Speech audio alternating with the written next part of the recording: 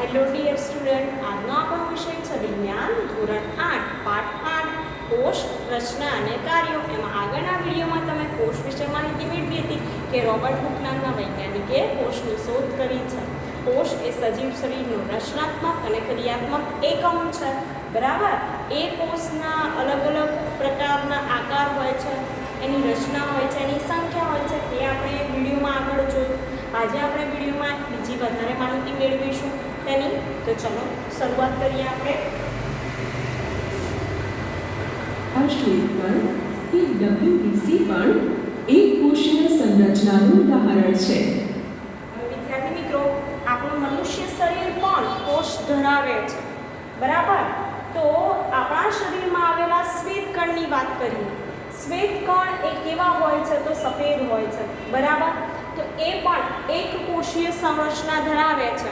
એક કોષીય એટલે કેવી? તો જે સજીવ કે કોઈ પણ કોષ છે એ શ્વેતકણ હોય, રક્તકણ હોય કે કોઈ પણ આપણા શરીરનું અવયવ પેશી એ એક કોષથી બનેલો હોય તો તેને કહેવાય એક કોષીય સજીવ. બરાબર, અથવા વનસ્પતિ કે પ્રાણી જે હોય તે. તો શ્વેતકણની વાત છે જે પોતાનો આકાર બદલી શકે છે. શ્વેતકણ એક કોષ છે, જ્યારે અમીબા એક પૂર્ણ વિકસિત સજીવ છે જેનું સ્વતંત્ર. હવે વાત કરીએ અમીબાની. બરાબર વિદ્યાર્થી મિત્રો, કે અમીબા શું છે? તો એક સજીવ છે, પૂર્ણ વિકસિત છે. ખોટા પગનો ઉપયોગ કરે છે પ્રબંધો નીકાળીને. એને ખોટા પગ કહેવાય, જેના દ્વારા હલનચલન કરી શકે છે, ખોરાક ગ્રહણ કરે છે. એ પણ એક કોષ છે. તમારા મત મુજબ જેમાં લાખોની સંખ્યામાં કોષો આવેલા હોય એવા સજીવોમાં કોષોનો આકાર કેવો હશે? મનુષ્યમાં વિભિન્ન પ્રકારના કોષો જેમ કે રુધિર કોષો, ત્રાકાકાર સ્નાયુ કોષો તેમજ ચેતાતંત્રના કોષો આવેલા છે. તે વિભિન્ન આકારમાં અનેક વિશિષ્ટ કાર્યો સાથે સંબંધિત છે. વિદ્યાર્થી મિત્રો, આપણા માનવ શરીરમાં વિવિધ કોષ આવેલા છે, જેમ કે સ્નાયુ કોષ, ચેતાકોષ, રુધિર કોષ. હવે સ્નાયુ કોષો છે હલનચલન માટે કામ કરે છે, ચેતાકોષો સંદેશાનું વહન કરે છે, અને રુધિર કોષો છે શ્વસન વાયુની આપ-લે કરે છે. દરેક કોષનું અલગ અલગ કાર્ય હોય છે.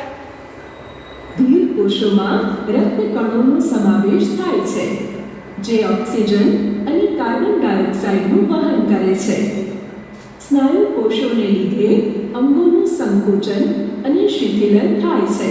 ઊર્મિ વેગના સ્થળાંતરણનું એ વહનનું કાર્ય કરે છે.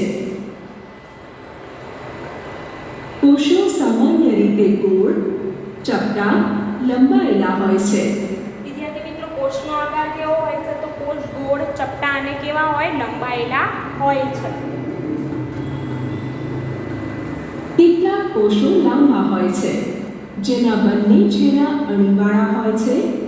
તેઓનો આકાર ત્રાકાકાર હોય છે. વિદ્યાર્થી મિત્રો, કેટલાક કોષો કેવા હોય? લાંબા હોય. તમે અહીંયા આકૃતિમાં જોઈ શકો છો. આ કોષ કેવો છે? લાંબો છે, જેના બંને છેડા અણીવાળા હોય અને તેમનો આકાર ત્રાકાકાર હોય છે. ઘણીવાર કોષો ઘણા લાંબા હોય છે. કેટલાક કોષો શાખાવાળા હોય છે, જેમ કે ચેતાકોષ. ચેતાકોષો સંદેશો પ્રાપ્ત કરી તેનું વહન કરે છે. વિદ્યાર્થી મિત્રો, ચેતાકોષનું કાર્ય શું? તો ચેતાકોષ સંદેશાનું વહન કરે છે. બરાબર, એ પ્રાપ્ત કરી તેનું વહન કરે છે સંદેશાનું. અને ચેતાકોષો આપણા શરીરમાં એવા કોષ છે કે આપણે આવી રીતે કોઈ અનુભવ કરી શકીએ તો તે જે સંદેશો છે એ મગજ સુધી પહોંચાડે છે અને વહન કરે છે. જેના દ્વારા આ શરીરમાં સંકલન તેમજ સહનિયમનનું કાર્ય કરે છે. શું તમે અનુમાન લગાવી શકો છો કે કોષનો કયો ભાગ તેને આકાર પ્રદાન કરે છે? કોષોના જુદા જુદા સંઘટકો એટલે કે ભાગો એક પટલ દ્વારા ઘેરાયેલા હોય છે. આ પટલ વનસ્પતિ તેમજ પ્રાણીઓના કોષોને આકાર પ્રદાન કરે છે. વનસ્પતિ કોષોમાં તેનાથી વિશેષ એક આવરણ આવેલ હોય છે જેને કોષ દિવાલ કહે છે. દેખાય છે તે વિદ્યાર્થી મિત્રો? કોષોને આકાર તેમજ દ્રઢતા પ્રદાન કરે છે. બેક્ટેરિયાના કોષમાં પણ એ જે કોષ દિવાલ હતી એ દ્રઢતા પ્રદાન કરે છે, આકાર પ્રદાન કરે છે કોઈ પણ કોષને. હવે બેક્ટેરિયાનો કોષ છે એ કોષમાં તમે જુઓ કે એમાં પણ શું દેખાય છે? કોષ દિવાલ દેખાય છે તમને. કોષ દિવાલ જોવા મળે છે. કોષનું કદ. સજીવોમાં કોષનું કદ 1 મીટરના 10 લાખમાં ભાગ એટલે કે 1 માઇક્રોમીટર અથવા માઇક્રોન જેટલું નાનું હોઈ શકે છે. હવે વિદ્યાર્થી મિત્રો, આપણા સજીવ શરીરમાં જે કોષ છે એ કોષનું કદ તો અહીંયા જો માઇક્રોપ્લાઝ્મા ગેલેપ્સેટિયમ છે એ જો 1 માઇક્રોન, પછી પ્રાણી કોષ, સામૃગનું ઈંડું, અમીબા, તો એ બધાનું કદ કેટલું હોય છે એની જાણકારી મેળવીએ છે અથવા કેટલાક સેન્ટીમીટર જેટલા લાંબા પણ હોય છે. પરંતુ મોટા ભાગના કોષો અત્યંત સૂક્ષ્મ હોવાથી ખુલ્લી આંખો વડે જોઈ શકાતા નથી. તેને માઇક્રોસ્કોપ દ્વારા મોટા અથવા વિવર્ધન કરીને જોવા આવશ્યક છે. વિદ્યાર્થી મિત્રો, કોષને જોવા માટે આપણે શેનો ઉપયોગ કરીએ છીએ? તો સૂક્ષ્મદર્શક યંત્રનો ઉપયોગ કરીએ છીએ. એ ઉપરાંત માઇક્રોસ્કોપનો પણ આપણે ઉપયોગ કરીએ છીએ કે અત્યંત સૂક્ષ્મ કોષોને માઇક્રોસ્કોપ દ્વારા મોટા અથવા વિવર્ધન કરીને જોવા આવશ્યક છે, જેમ કે ગાલના કોષ, ડુંગળીના કોષ છે, બેક્ટેરિયાના કોષ છે, પ્રજીવના કોષ છે. સૌથી નાના કોષનું કદ 0.1 થી 0.5 માઇક્રોમીટર છે. હવે સૌથી નાના કોષનું કદ કેટલું છે? તો 0.1 થી 0.5 માઇક્રોમીટર છે, જે બેક્ટેરિયલ કોષ છે. માઇક્રોપ્લાઝ્મા ગેલેપ્સેટિયમ છે, અહીંયા જો 0.2 માઇક્રોન. જે બેક્ટેરિયલ કોષ છે, સૌથી મોટો કોષ શાહમૃગનું ઈંડું છે. એવો પ્રશ્ન પૂછાય કે સૌથી મોટો કોષ કયો છે વિદ્યાર્થી મિત્રો? તો સૌથી મોટો કોષ છે શાહમૃગનું ઈંડું. તેનું કદ 170 mm થી 130 mm હોય છે. તમે આકૃતિમાં જોઈ શકો છો. તેનું કદ 170 મિલીમીટર ગુણ્યા 130 મિલીમીટર હોય છે. ચાલો કોષનું અવલોકન કરવા એક પ્રવૃત્તિ કરીએ. પ્રવૃત્તિ: મરઘીના ઈંડાને ગરમ પાણીમાં ઉકાળો અને તેનું કવચ દૂર કરો. તમને શું દેખાશે? એક સફેદ પદાર્થ કે જે કેન્દ્રસ્થ પીળા ભાગને વીંટળાઈને આવેલો છે. સફેદ ભાગ આલ્બ્યુમિન છે, જે ઉકળવાથી ઘટ્ટ ભાગમાં પરિવર્તિત થઈ જાય છે. વિદ્યાર્થી મિત્રો, જે સફેદ ભાગ છે એ આલ્બ્યુમિન છે, જેને આપણે ગરમ કરીએ એટલે એ એવો સફેદ ઘટ્ટ ભાગ થઈ ગયો. પીળો ભાગ ચરબી છે. આ એક કોષનો ભાગ છે. તમે તેને માઇક્રોસ્કોપ વગર પણ જોઈ શકો છો. પહેલી પૂછે છે, શું હાથીના કોષો ઉંદરના કોષોથી મોટા હોય છે? કોષનું કદ પ્રાણી તથા વનસ્પતિના કદ સાથે સંબંધિત હોતું નથી. વિદ્યાર્થી મિત્રો, કોઈ પણ કોષ છે એ કોષનું કદ પ્રાણી તથા વનસ્પતિના કદ સાથે સંબંધિત નથી. કે હાથી છે તો એટલો મોટો છે તો એનો કોષ મોટો હશે, કે વનસ્પતિ નાની છે તો એનો કોષ નાનો હશે, એવું નહીં. જે કોષ હોય છે એ વનસ્પતિમાં એક પ્રકારના હોય, પ્રાણીમાં એક પ્રકારના હોય. એવું બિલકુલ પણ શક્ય નથી કે હાથીના કોષો ઉંદરના કોષોથી મોટા હોય. કોષના કદનો સંબંધ તેના કાર્યો સાથે હોય છે. ઉદાહરણ તરીકે ચેતાકોષ હાથી તેમજ ઉંદર બંનેમાં લાંબા તેમજ શાખિત હોય છે. તે ઉર્મિ વેગના સ્થળાંતરનું એટલે કે વહનનું કાર્ય કરે છે. વિદ્યાર્થી મિત્રો, ચેતાકોષ છે એ ઉર્મિ વેગના સ્થળાંતરણનું કાર્ય કરે છે.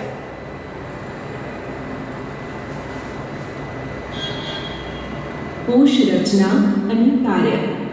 તમે અભ્યાસ કરી ચૂક્યા છો કે પ્રત્યેક સજીવ અનેક અંગ ધરાવે છે. વિદ્યાર્થી મિત્રો, કોષ રચના અને કાર્યો કે પ્રત્યેક સજીવ કોઈ એક અંગ ધરાવે છે. જેમ કે પાચન તંત્રમાં મુખગુહા, અન્નનળી, જઠર, નાનું આંતરડું, મોટું આંતરડું, મૂળાશય અને મળદ્વાર આ અવયવ આવેલા છે. તમે ધોરણ 7માં પાચક અંગો વિશે અભ્યાસ કરી ચૂક્યા છો કે જે ભેગા મળીને પાચન તંત્રની રચના કરે છે. મોં, અન્નળી, જઠર, નાનું આંતરડું, સ્વાદુપિંડ, યકૃત, મોટું આંતરડું, મળાશય, મળદ્વાર પાચક અંગો છે કે જે ભેગા મળીને પાચન તંત્રની રચના કરે છે. કોઈ પણ તંત્રમાં પ્રત્યેક અંગ અલગ અલગ કાર્ય કરે છે, જેમ કે પાચન, સ્વાંગીકરણ તથા અભિશોષણ. તેવી જ રીતે જુદા જુદા વનસ્પતિ અંગો પણ વિશિષ્ટ કાર્યો કરે છે.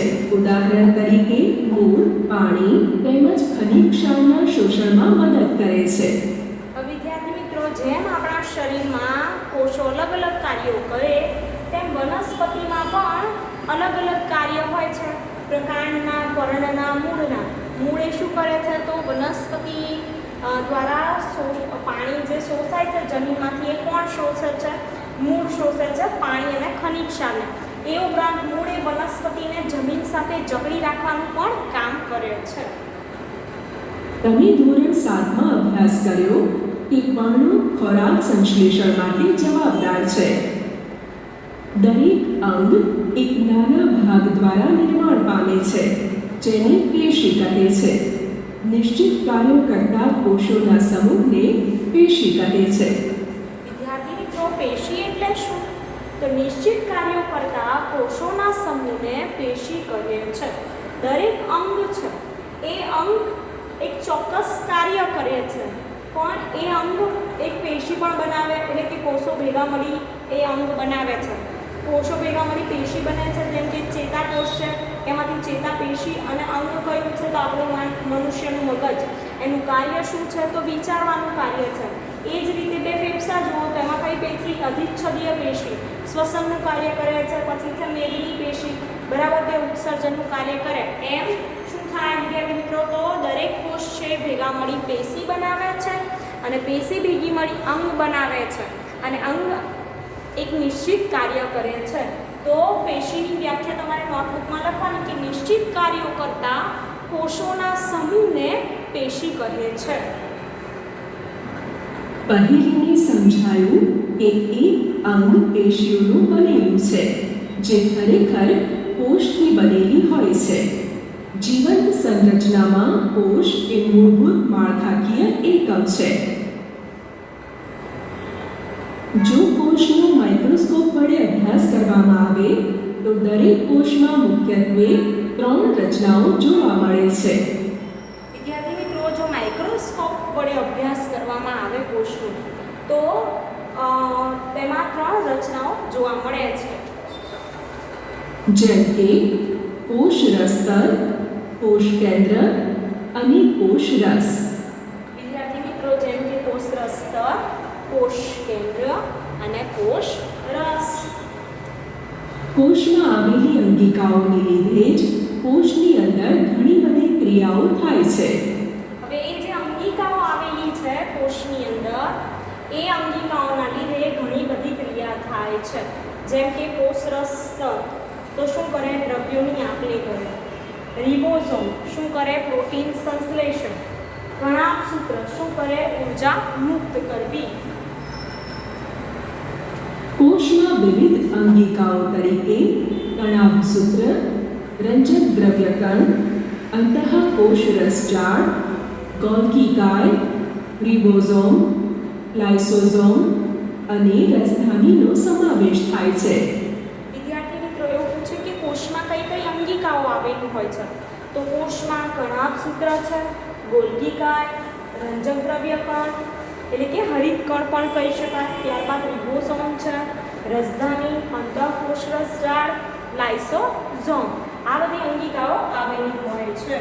કોષના કોષરસમાં જુદા જુદા કાર્યો અલગ અલગ અંગિકાઓ કરે છે, જેમ કે રિબોઝોમ પ્રોટીન સંશ્લેષણનું, રંજક દ્રવ્ય કણમાં હરિત. હવે આ બધી અંગિકાઓ શું કરે તો અલગ અલગ કાર્ય કરે. જેમાં રિબોઝોમ છે તે પ્રોટીન સંશ્લેષણનું કામ કરે છે. જેમ હરિતકણની વાત કરીએ તો પર્ણમાં હરિત દ્રવ્ય આવેલું હોય છે, એના લીધે પર્ણનો રંગ લીલો હોય છે. તો વિદ્યાર્થી મિત્રો શેમાં મદદ કરે છે? તો એ સૂર્ય ઉર્જાનું શોષણ કરે છે અને પ્રકાશ સંશ્લેષણની પ્રક્રિયામાં મદદ કરે છે. એટલે કે દરેક અંગિકા છે એ ચોક્કસ કાર્ય કરે છે. કણ પ્રકાશ સંશ્લેષણનું અને કણાભ સૂત્રો એટીપી સંશ્લેષણનું કાર્ય કરે છે. હવે કણાભ સૂત્ર છે શું કરે છે? તો એટીપી સંશ્લેષણનું કાર્ય કરે છે. એટલે કે ઉર્જા, આ કણાભ સૂત્રને ઉર્જાનું ઘર પણ કહેવામાં આવે છે, કે બધા ઉર્જાનો સંગ્રહ શેમાં થતો હોય છે? કણાભ સૂત્રમાં. એટીપીનું સંશ્લેષણનું કાર્ય કરે છે. કોષના ભાગો. કોષરસ પટલ. કોષના મૂળભૂત ઘટકો તરીકે કોષરસ પટલ, કોષરસ અને કોષ કેન્દ્ર છે. વિદ્યાર્થી મિત્રો, કોષના મૂળભૂત ઘટકો કયા કયા છે? તો કોષના મૂળભૂત ઘટકો તરીકે 3 છે: કોષરસ પટલ, કોષરસ અને કોષ કેન્દ્ર. કોષરસ તેમજ કોષ કેન્દ્ર કોષરસ પટલ દ્વારા ઘેરાયેલા હોય છે. હવે કોષરસ જે છે અને કોષ કેન્દ્ર છે, કોષરસ પટલ દ્વારા શું કરવામાં આવે? ઘેરાયેલા હોય છે. કોષરસ પટલ એક કોષને બીજા કોષથી તથા ઘેરાયેલ દ્રવ્યોથી અલગ કરે છે. હવે કોષરસ પટલનું કાર્ય શું છે વિદ્યાર્થી મિત્રો? તો કોષરસ પટલ એ એક કોષને બીજા કોષથી તથા ઘેરાયેલા દ્રવ્યોથી અલગ કરે છે. તમે અહીંયા જોઈ શકો છો, જે આ જે આવરણ છે એ આવરણને કહેવાય કોષરસ પટલ. એ કોષરસ પટલ છે શું કરે? તો આ બે જે કોષ છે એને આ એકબીજાથી અલગ કરે છે, એટલે કે છૂટા પાડે છે. અને એના દ્વારા જે ઘેરાયેલા અંદર દ્રવ્યો છે એ પણ શું કરે છે? એનાથી અલગ રહે છે. કોષરસ પટલને જીવરસ પટલ પણ કહે છે. કોષરસ પટલ છિદ્રાળુ. હવે કોષરસ પટલ છે એ કોષરસ પટલને વિદ્યાર્થી મિત્રો જીવરસ પટલ પણ કહે છે. હવે કોષરસ પટલ છિદ્રાળુ હોય છે તથા વિભિન્ન પદાર્થોની કોષમાં અવરજવર માટેનું નિયમન પણ કરે છે.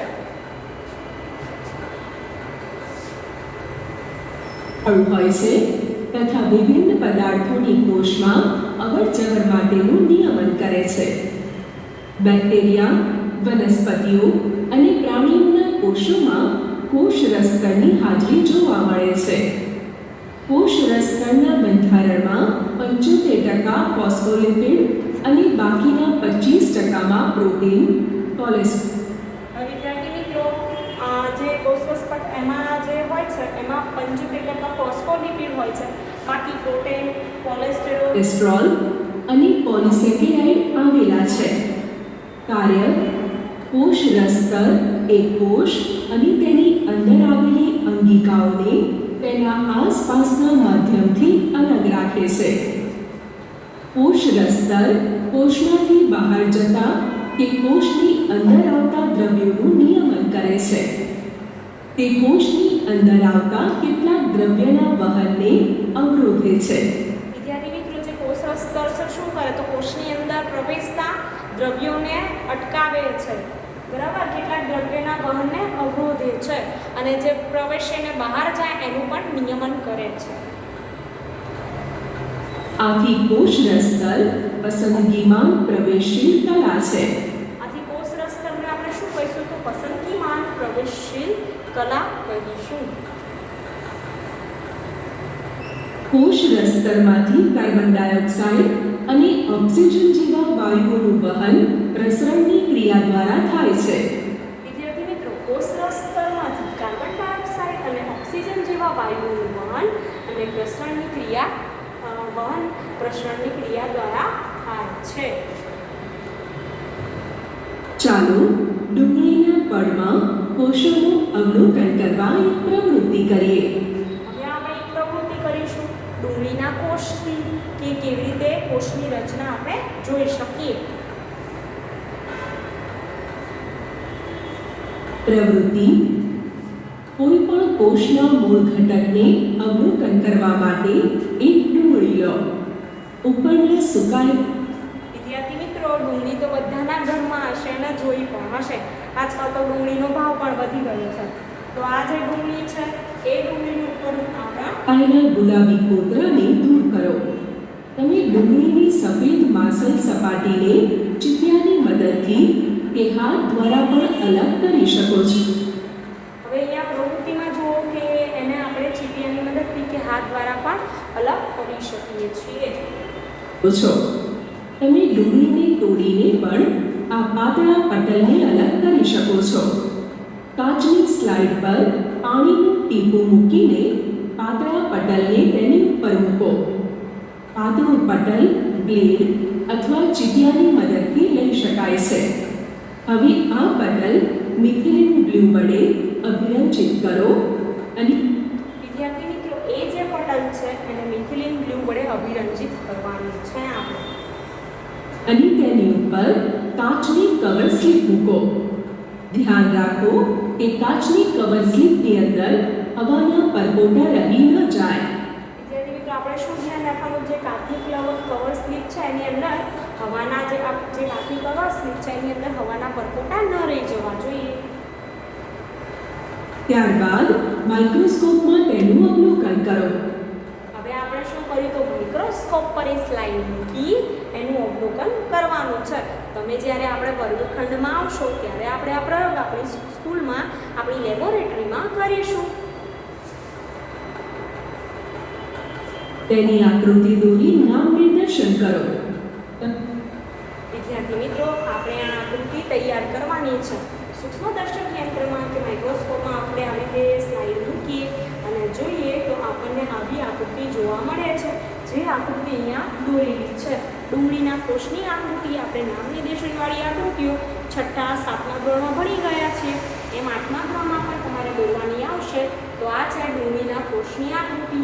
આ જે દેખાય છે કોષ દિવાલ છે, અંદર દેખાય કોષ કેન્દ્ર અને અંદર પ્રવાહી જેવું દ્રવ્ય દેખાય તેને કહેવાય કોષ રસ.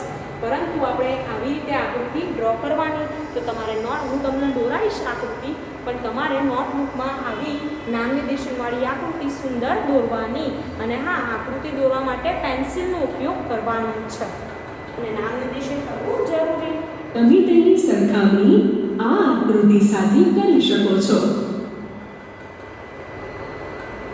ડુંગળીના કોષનું સીમા સ્તર કોષ રસ પટલ હોય છે, જે એક વધારાના દ્રઢ આવરણ દ્વારા આવૃત હોય છે, જેને કોષ દિવાલ કહે છે. વિદ્યાર્થી મિત્રો, બહારનો જે ભાગ હોય એને કહેવાય કોષ રસ પટલ અને એ કોષ રસ પટલની બહારની તરફ શું હોય છે? તો કોષ દિવાલ આવેલી હોય છે.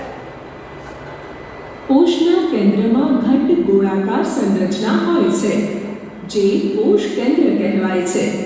કોષ કેન્દ્ર તેમજ કોષ રસ પટલના વચ્ચે જેલી જેવો પદાર્થ આવેલ હોય છે, તેને કોષ રસ કહે છે. બુજો જાણવા માંગે છે કે વિદ્યાર્થી મિત્રો, તમે આ વિડીયોમાં જોયું કે આપણા સજીવ શરીરમાં જે કોષો આવેલા હોય છે એ કોષો ભેગા મળી અને પેશી બનાવે છે. પેશી ભેગી મળી અને શું બનાવે છે? તો એક અંગ બનાવે છે. અને અંગમાં દરેક અંગ હોય એ આખું ભેગું મળી અને શરીર બનાવે છે. એ જે અંગ છે ચોક્કસ કાર્યો કરતા હોય છે, જેમ કે ચેતાકોષ છે, ચેતાપેશી, તો એ યાદ રાખવું, વિચારવું એનું કાર્ય કરે છે. પછી અધિચ્છદીય પેશી તમે જોઈ તો એ પણ ફેફસાનું કાર્ય કરે છે, શ્વસન તંત્ર માટે ઉપયોગી છે. બરાબર છે? એમ અલગ અલગ પ્રકારની પેશીઓ છે, અલગ અલગ પ્રકારના કાર્યો કરે છે. આપણા માનવ શરીરમાં ઘણી બધી પેશીઓ આવેલી છે કે જે અંગો બનાવે છે અને વિવિધ કાર્યો કરે છે. અને આપણે છેલ્લે જોયું ડુંગળીનો કોષ, તો ડુંગળીના કોષમાં પણ ડુંગળીનો કોષ છે વનસ્પતિ કોષ કહેવાય છે. વિદ્યાર્થી મિત્રો, ડુંગળી એ વનસ્પતિ છે અને એની જે ઉપરનું આવરણ છે એમાંથી આપણે કોષની રચના જોઈ તો કેવી તમને જોવા મળે છે. તમારા પાઠ્યપુસ્તકમાં પણ તમે આકૃતિ જોજો. અહીંયા આપણે આકૃતિ જોઈએ તો એ તમારે નામ નિર્દેશનવાળી દોરવાની છે. આ વિડીયોમાં આપણે આટલા સુધી રાખીશું. બીજી માહિતી આપણે આગળના વિડીયોમાં જોઈશું. Thank you.